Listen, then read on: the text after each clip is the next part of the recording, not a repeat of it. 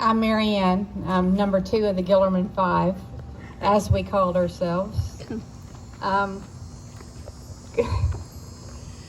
Calling us Guillerman 4 doesn't really seem right, so I think we'll say Guillerman 5 with one upstairs, you know? We always kind of joked about who would go first as we got older.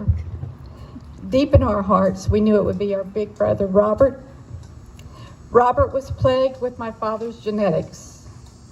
My dad died when he was 50 in 1977 after fighting diabetes for 17 years and the surgical management of a severe coronary artery disease for 7 years. Our dad was scheduled for his 3rd open heart bypass surgery when he died 4 days before. They didn't have angioplasties and stents back then in the early 70s. Bypass surgery was the only option. My brother Robert discovered his heart disease when he was 50. He then developed diabetes, which was not very well controlled. Robert loved good food. 1 open heart surgery and 10 coronary stents later, Robert was waiting on a new innovative treatment to get approved at Houston Methodist for his clogged stents. It was his and Shelley's hope for treatment so that he could have a more active life.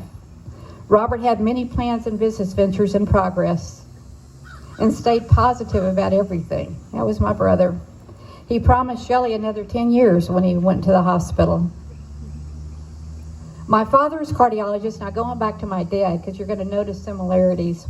My father's cardiologist wrote to my mom after my dad's death in 1977. He said, "It is difficult for me to understand why such a wonderful, patient man, husband and father, should have to endure all the illnesses he had." Sounds so much like my brother, as he kept struggling along, not to most people's knowledge. Now going back to my father, you know, the two of them kind of reminded each other a bit, so I got to go back to his story because I feel like he's here too with me, with Brother Robert. During my dad's 2nd open heart surgery in 1972, he died on the operating table and was resuscitated back to life. He had a life after life experience. This was back when nobody had written about this. My dad had become very depressed over the years because of his health and money worries. My dad was always a reverent churchgoer, but after his life after life experience, we witnessed a total change in him. He clung to reading the Bible and going to church. He wrote letters to everyone he knew trying to get his message across. For the last 3 years of his life, he was very content and happy as he knew what was to come. He couldn't wait to see Jesus again. To be honest with you, I was a little offended at him looking so forward to going back to heaven. Let me tell you about this in his own words in a letter he wrote to his Aunt Mildred back in April of 1975. I have shortened this letter considerably. Dear Mildred, again, this was from my dad. As you probably know, I started to have health problems about 4 years ago. A few years ago, I had aspirations to live the so-called good life with social status, wealth, etc. But I say truthfully today that it is a good thing for me it didn't happen. This sounds like sour grapes, but considering the terrible confusion in the world, the drive for false goods of a material success, and what must himself do in order to attain them, it isn't. Then topped by the sharp drift towards lowered moral standards throughout the world today, I know it would be extremely difficult to find the time to seek out and learn the true purpose of the existence of man and about our existence on earth. And then my dad went on to say, I had a personal experience which I would like to tell you about. It happened when I had surgery about 3 years ago. My heart stopped beating for a brief period and I was suddenly in the presence of Jesus Christ. It's so special that this happened to somebody in our family. He appeared to me, he went on to say, at a great time of need to sustain my faith in him. He was dressed in a white robe, much the same as depicted in catechism books for children. His magnificent presence simply left an indelible effect on my mind. The feeling I had at the time is beyond my ability to describe to you. But if you thought back in times in your life when you felt your natural best and multiply that by tens or perhaps 100 times, you would then have somewhat of an idea of what it was like.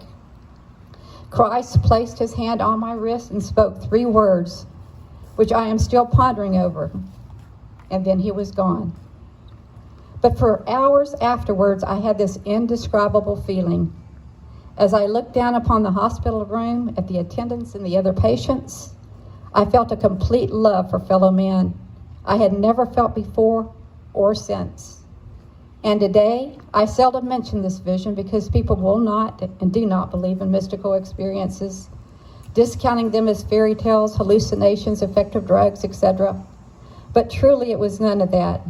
The vision was in fact as real as any part of my conscious existence. Recalling that experience, if there is anything in the world I could do for you and yours, it would be have you to seek Christ if you haven't already found him. My dad sent Aunt Mildred a Bible and encouraged her to read and reread the New Testament till the truth sinks in. And he went on to say that if you haven't found him, he is just around the corner and waiting personally for you. Life After Life by Raymond Moody was published about a year before my dad died. He gave us all a copy, all 5 of us, and no telling how many other people he was so happy. He was so happy to see so many others having the same experience as he. I read the book right after my dad died. It made me so happy. I knew my dad was in heaven and how happy and joyful he was. His message finally got across to me. Now back to my brother's story. Robert couldn't even sit up or turn or much less walk on his own when he was admitted to the hospital this last time, which was about 10 days before he died. He couldn't talk without shortness of breath. It was absolutely heartbreaking to observe. Robert assured me that he prayed. He refused to take his rosary off on the way to the cath lab, so they wrapped it around his upper arm. He welcomed the sacrament of the sick and received Holy Communion. He welcomed listening to the rosary on a phone app when he was having difficulty sleeping one evening. He welcomed and died with a scapular around his neck.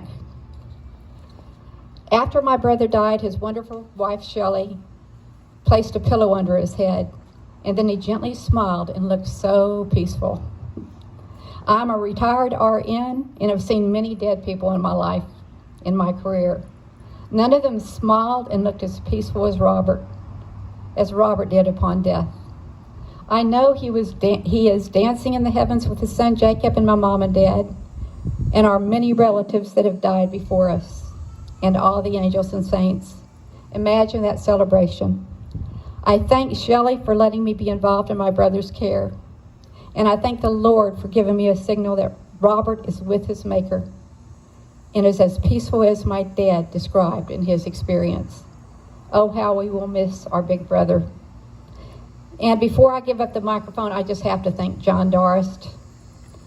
He came out of 4 years of retirement and to assist in making my brother's funeral service special. This is the John Dorst Funeral Home, but he retired about 4 years ago.